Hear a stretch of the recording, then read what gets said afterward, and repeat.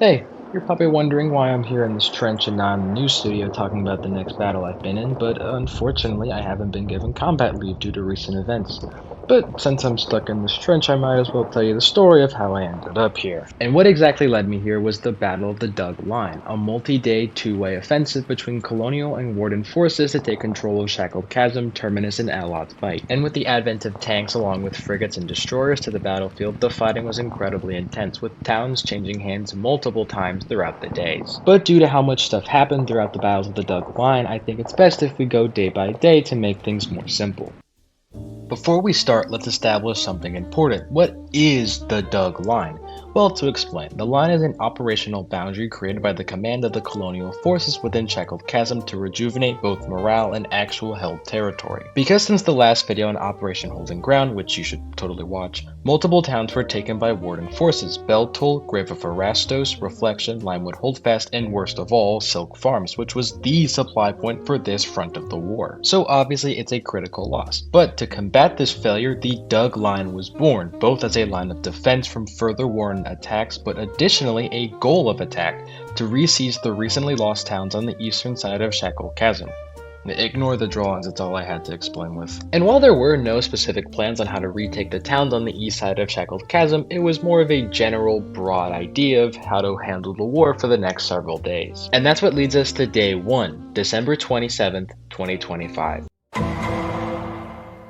In the early morning of the 27th, there was fighting at the Grave of Erastos, when earlier the night before it was taken by colonial forces, although by a square 4 a.m., Wardens had launched a successful counterattack and seized the relic once more, after which all that happened was small patrols or scouts causing occasional fights between the opposing sides, but the action truly begins at about 8 a.m. EST, when Warden infantry began digging out a forward bunker base southwest of the vanguard, creating a defense line around it and successfully repelling the small QRF force which formed to destroy it. By 9 a.m. an hour later, multiple artillery guns were brought in from the Silk Farms and emplaced, which soon began to fire onto the vanguard's outer defense layer, a defense layer made up largely of then wet concrete, meaning the true strength of these garrisons were much weaker than needed at the moment, leading to a quick destruction of the defenses. With both artillery, armor, and infantry together in a task force, the Wardens pushed aggressively onto the vanguard, with a steadfast although much weaker colonial force now trying desperately to put out the fire, both figuratively and literally, which had now burst onto the town. But despite their best efforts, the destruction of the factories and the bunkers around the vanguard meant the colonial forces soon lost control of the base around 2 hours later at about 10:45, leaving a total of 1,800 collie casualties during the battle. With the fall of the vanguard, the Wardens turned their attention twofold. First, directly south to the under-defended relic of Simos Run, which after a small scuffle was destroyed at 12 p.m.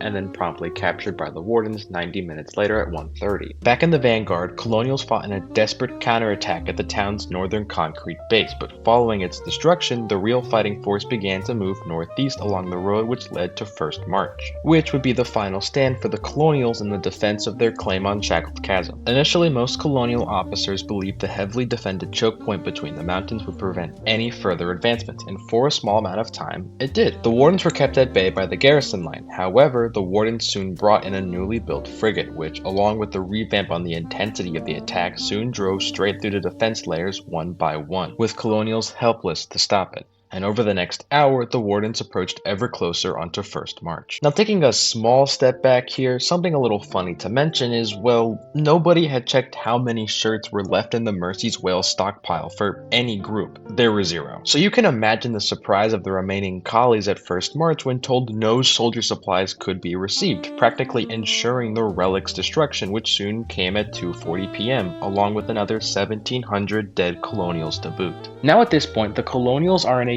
dire situation. I mean, the past 12 hours saw them lose not only thousands of soldiers and supplies, but 4 towns and control of an entire hex. They had to do something before they fully lost potentially 2 more major hexes, but this is where the train begins to turn around.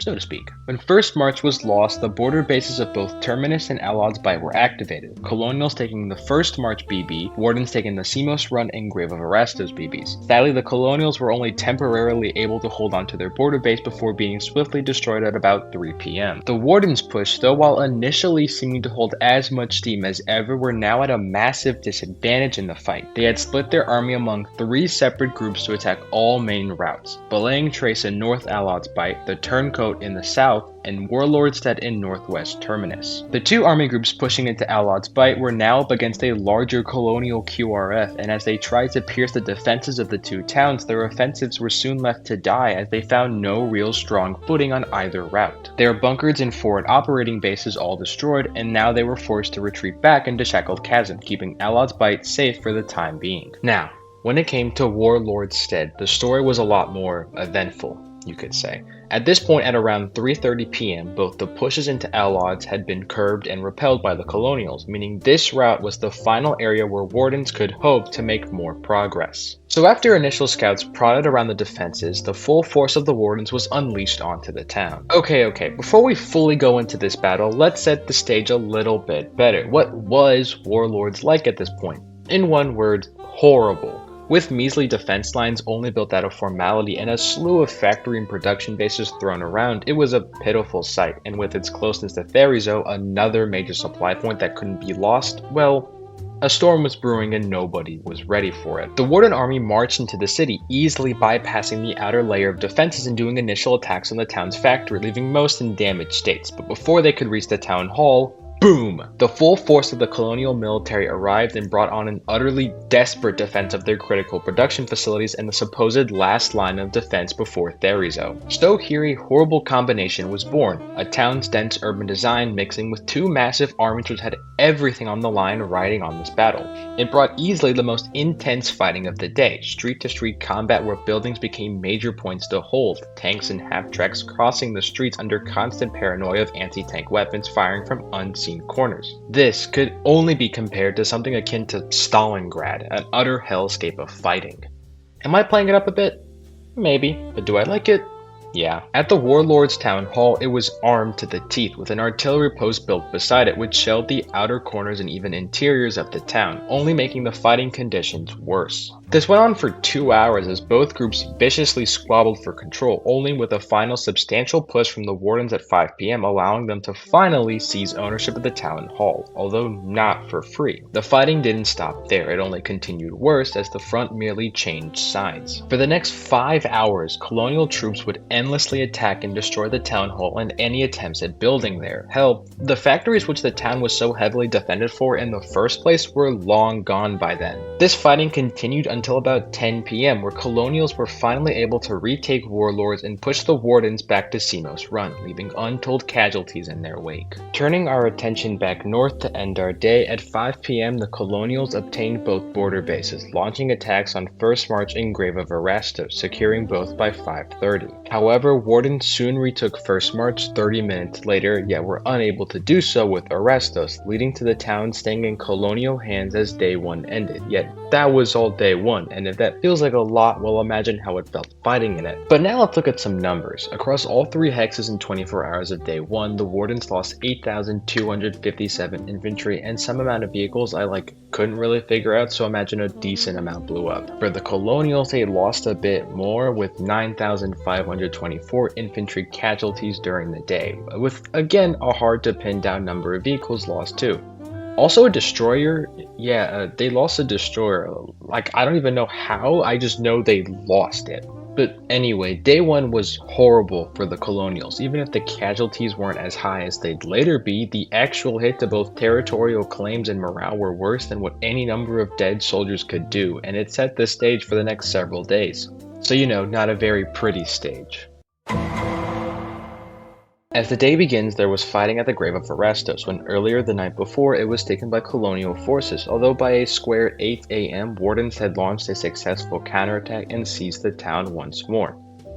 feeling a weird sense of deja vu. To the south in Terminus, Wardens finally broke through the defenses of Warlordstead, securing the town at 6:30 a.m., holding back the Colonials' counterattack long enough to sweep north and take the Relic of Thunderbolts at 8 a.m. Soon, though, a gridlock battle began at Phalanx as the Colonials held ever tighter on their grasp of Terminus, successfully keeping back the main push from Warlords. Despite this success, however, the Wardens soon set up camp westward, straight north of where Cerberus Wake stood, and began relentlessly attacking the town, but were unable to make a proper piercing through the defenses. They continued to attack for the rest of the day on either the Cerberus Wake front or south of Warlordstead. There was a slightly successful push onto Warlords at 3 p.m., which destroyed the town hall, but colonial forces were unable to capitalize on the opportunity, allowing the town to be put back into Warden hands 15 minutes later. But besides that, the fighting never did more than create further entrenched lines for both sides, with no territory changing hands. Moving to Outlaws Bite, the fighting here was mild, as mostly contained to hourly skirmishes where Wardens would attempt raids on Turncoat in the south to shave off some defenses here and there, or north at Belang Trace where similar results were hoped. However, both towns held steadfast and were able to defend their ground against numerous assaults as the day played out. This is how the fighting continued for a while, until around 5 p.m. where a large colonial division was sent out and began marching towards Grave of Erastos, creating an initial bunker base and soon launched a full-scale assault of the town, pushing against the weak defenses onto Graves Town Hall and soon using 120 artillery guns, which caused the town to collapse several hours later at 9 p.m. And with this success, the division marched south to continue the assault and take Beltolls, but despite the initial gains and destruction of the front garrison line, the Wardens soon returned in full force and counterattacked, dismantling a now much weaker colonial advancement, retreating them back to Grave around 11:20 p.m. where the forces stayed at a standstill, which leads us to the end of day 2. But what about those numbers? For the day's combat, the Wardens lost a staggering 14,195 soldiers, mainly due to the incredibly intense fighting in Terminus, and like a blah blah number of vehicles too, you know? And for the Colonials, they lost a bit less, with 12,921 casualties, making the day slightly more positive for them. So with day 2, yeah, the casualties were much higher than day 1, but really this was in actuality pretty uneventful, with only 2 towns actually changing control over the fighting, and Grave merely reverting back to original ownership. I'd say this is the least important day overall, but it leads into our next day, which, well, how about that day 3, huh? As the day begins, there was fighting at Grave of Erastos, when earlier the night before it was taken by colonial forces, although by a square 4 a.m., Wardens had launched a successful counterattack and seized the town once more. Dude, there's no way this happened 3 straight days in a row. Is 4 a.m. just like a cursed hour for Erastos? After this, there's no more major events in Shackled Chasm for the rest of the day, only intermittent invasions here and there, but none were able to accomplish the goal of creating a foothold on the Hex, leaving it square in Warden hands. Now to the east in Outlaws Bite. At 8 a.m., Wardens began a second major attack on Turncoat with heavy armor support and artillery to boot. They seriously threatened to advance and take the Relic, and so Colonials fought desperately, although were unable to fully stop the enemy, which is where they called for some newer support to clear out the Wardens. Enter from the dry dock of Morgan's Crossing the CNS Giver, a Conqueror-class destroyer freshly built and manned by 20 seamen. It was what answered the call to save Turncoat, arriving at 10:40 a.m. shelling the Wardens' forward bunker base. Destroying tanks and artillery alike, it forced the Wardens to retreat as their forward defense line was now left to ruin. So yay, go Giver! However, the presence of a destroyer doesn't just go unnoticed, as soon reports of a frigate approaching Outlaws flooded in, and as the Giver was dealing with Warden gunboats which were sailing the river at Captain's Repose, the ship appeared, the WNS Admiral Shear, a Black Steel class light frigate which had previously seen service at the first offensive of Shackled Chasm, where it fired onto the Relic of First March. And here, the battle of the two vessels began square at 11:40. The Giver, already planning on retreating back to a safer set of waters, began sailing eastward, but before crossing into the Hex over was rammed by the Shear, and small shots were fired until the Giver was able to escape into Iron Junction. Yet, the Admiral Shear didn't give up the chase, as it soon crossed into Iron Junction as well, and the battle began once further as the two ships turned side by side, exchanging full payloads, until a critical barrage of shots punctured into the hull of the Giver, causing too much water to enter the bottom compartments, leading to the ship's full sinkings at 11:55 a.m. But due to the loss of this vessel and the few ships left in the Colonial Navy at this point in the war, there would be no further large ship intervention at Outlaws Bite or Terminus for the rest of the fighting. A few moments earlier in Terminus, Warden naval troops using small landing craft crossed from Thunderbolt over the bay, attacking Winding Bolus and seizing the town at noon, causing massive chaos and rush to defend the Relic and Bloody Palm south of it. But despite best efforts, the Wardens were successful in reaching Bloody Palm Fort and securing it at 2:10 p.m. With this critical loss, the colonial territory of Terminus was halved and only worsened by the subsequent capture of Cerberus Wake an hour later at 3:20 p.m., now leaving Therizo stuck in a sieged position against two attacking Warden armies. And so they held and held and held.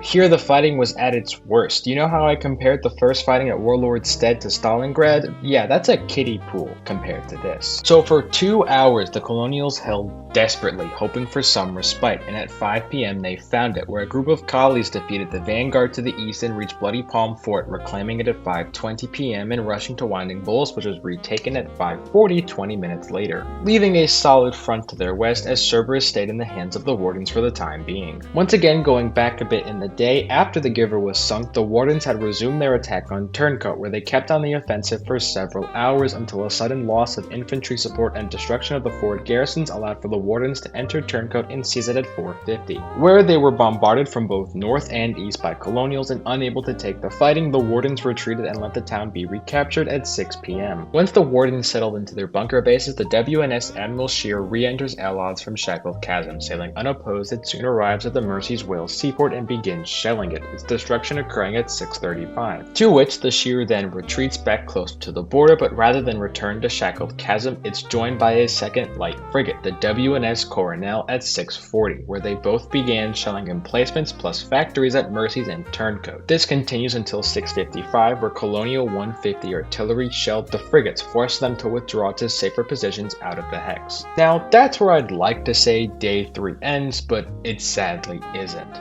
Hours later at 11 p.m., Wardens had finally pierced into Therizo full time, destroying the seaport and clearing out the colonial force still around and taking the town at 11:20. And here, the remaining colonials in Terminus without their supply point and lacking in both manpower and equipment, launched a final attack to retake Therizo, but were cut down by Warden forces fully by 11:50, leaving Therizo in Warden hands, where it would stay for the rest of the war. And that was all Day 3 had to offer. Quite a show, huh? But now, how about those numbers? By the end of Day 3, the Colonials suffered a total of 16,297 casualties along with their destroyer, the CNS Giver. The Wardens, on the other hand, lost 15,674 soldiers and no major vehicles, although plenty of artillery and tanks were destroyed amidst the day's battles. With this day was a doozy, our first taste of naval combat and the massive offensive on Terminus. That's big stuff, This is probably the second biggest day at the Dug Line, and all that's left for us now is to get through the final day. So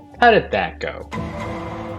So in all honesty, not too much happened on the final day, so let's just breeze through the events lickety-split. Alod's Bite saw no major changes during the day. Although Wardens would relentlessly assault Turncoat in the south time and time again, they had no results to show for it. The reason it never went anywhere though was because the Wardens would push colonial lines, get stuck, then colonials would counter-push and repair their defenses until they got stuck and would then be counter-pushed by Wardens who would fix their defenses until yada yada yada, rinse and repeat for a whole day. But there was actually something that happened, so at 2 p.m. the WNS Admiral Scheer entered Captain's Repose to help attack Turncoat, but a combined force of gunboats from a rebuilt Mercy's Whale seaport attacked the frigate, causing its destruction promptly 10 minutes later, so at least we avenged the Giver. The Colonials in Terminus went through it on Day 3, losing Therizo cut them from any major supply point and left them on a timer of how long they could last, with initially losing both Winding Bolus and Bloody Palm by 3:30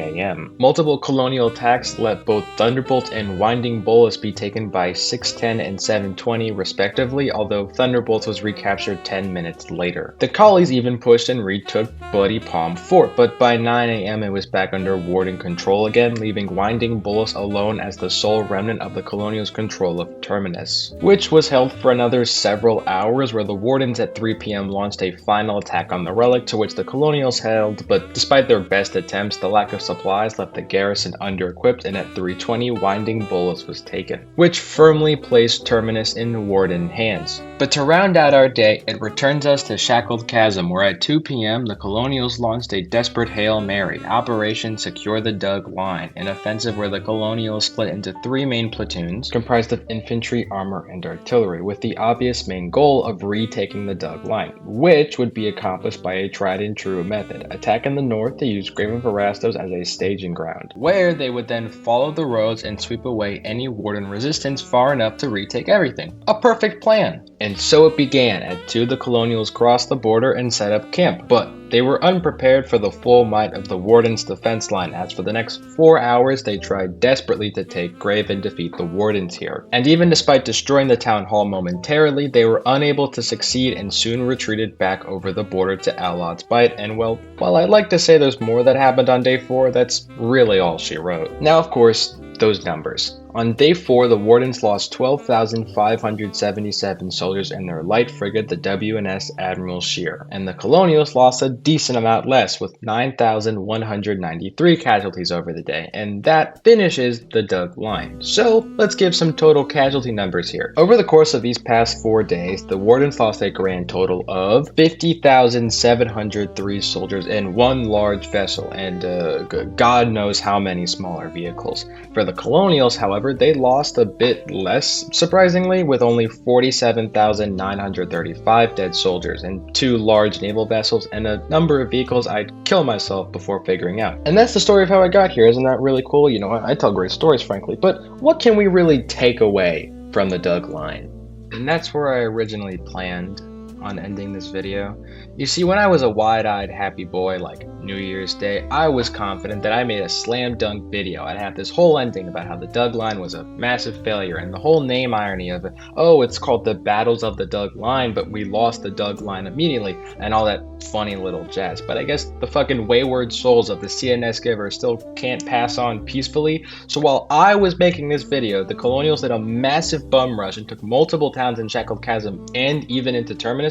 And sure, right now while I'm recording this, most of those gains got taken back. It still scared me enough that I almost felt like losing my own soul. And even if these were just momentary gains, it actually still provides an important lesson for both me and you. Refer to the graphs. I knew this way before you did. The foolishness to try and predict everything in the moment, because Foxhole and actual history itself have a funny way of turning things around like that. Just when you think you know exactly what will happen or how to view things, you can't just jump the gun or boom, surprise offensive, and your video just may go up in smoke. Of course, now does that kind of thinking partially invalidate anything I'm doing with these videos? Yes, but do I care, and will I still make these videos? Yes, but it's important to take this lesson to heart, but that's for next time, of course. And that's the actual end of this video. Thank you so much for watching. Please remember to subscribe and share. You gotta support the war effort in some way, shape, or form.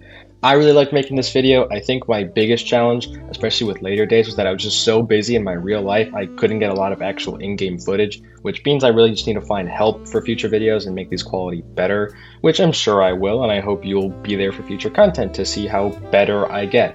I was worried this video would probably suck horrible ass. I'm mostly proud of what I've done, and I hope you enjoyed it a lot.